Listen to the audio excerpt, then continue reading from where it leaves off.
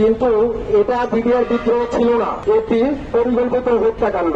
হত্যাকাণ্ডের কারণে 18,519 জন বিডিআর চাকরিচ্যুত হয়, তাদেরকে বিভিন্ন মেয়াদে সাজা দেওয়া হয় এবং এমনকি কোর্ট থেকে পরবর্তীতে বাড়িয়ে পাঠিয়ে দেওয়া হয়। আমাদেরকে তকমা দেওয়া হয়েছিল বিডিআর বিদ্রোহের, কিন্তু এটা বিডিআর বিদ্রোহ ছিল না, এটা ছিল তৎকালীন ব্রিটিশ সরকারের প্রধানমন্ত্রী হাসিনা এবং ভারতের ষড়যন্ত্রে একটি পরিকল্পিত হত্যাকাণ্ড। আমরা এই হত্যাকাণ্ডের সুষ্ঠু তদন্ত করে ন্যায় বিচার চাই। আমরা চাই যদি এই সুষ্ঠু ন্যায় বিচার করা হয়, আমরা আবার বিডিআর ফিরতে পারবো, আমাদের পরিবার বাঁচবে, আমরা বাঁচবো।